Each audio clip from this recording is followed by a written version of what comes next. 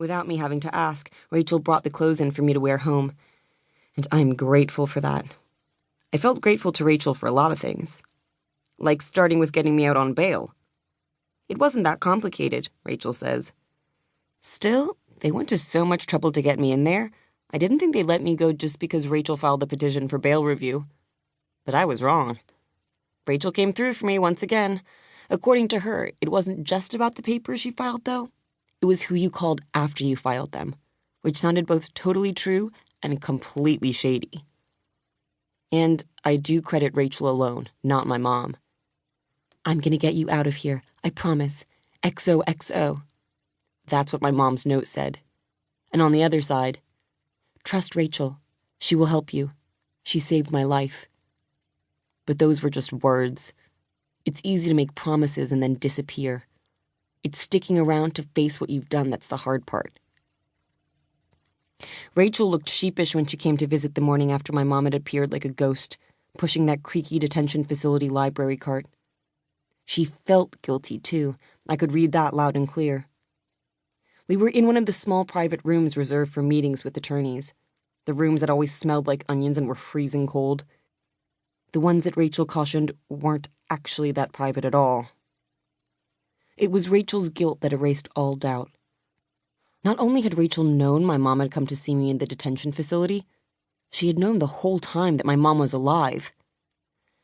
There was also no excuse for the fact that I'd missed Rachel's deception. But she was usually really hard to read. The guilt today was kind of an exception. Maybe it was so many years of saying whatever it took for her clients. The only real constant was that Rachel always told less than the whole truth, like it was a reflex. Trying to get a fix on her true feelings was like trying to grab a bolt of lightning in your hands. It probably made her an awesome lawyer. It did not make her an easy person to trust. In my defense, I never fully had. I had just come to accept that I did not.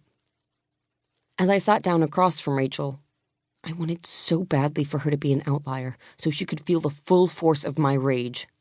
Rachel had lied to me repeatedly.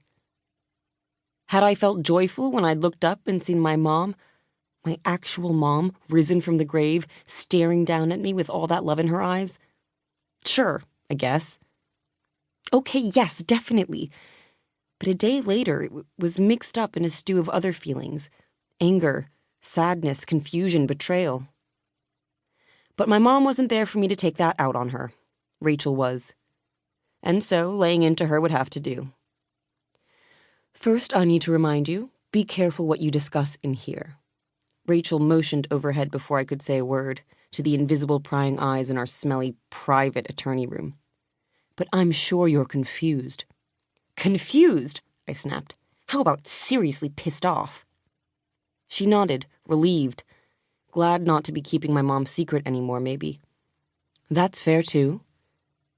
Explain, I shot back, leaning closer.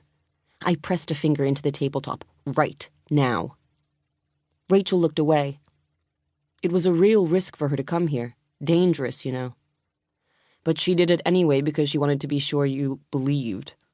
She knows how much you've been through, and she didn't want you to think I was making it up, or jerking you around or whatever. Worry. For a moment from Rachel, just a flash, but not a trace of regret. We are lucky I know the volunteer supervisor here. She did me a solid, letting your special visitor volunteer. Right, I said, my anger seeping away despite my grip, like water through cupped fingers. So lucky. Listen, if it makes a difference, she didn't know it was going to turn out this way, Rachel said. And this much was true, I was pretty sure. She stopped herself, eyes darting around. She turned up out of nowhere at my house the night of the accident.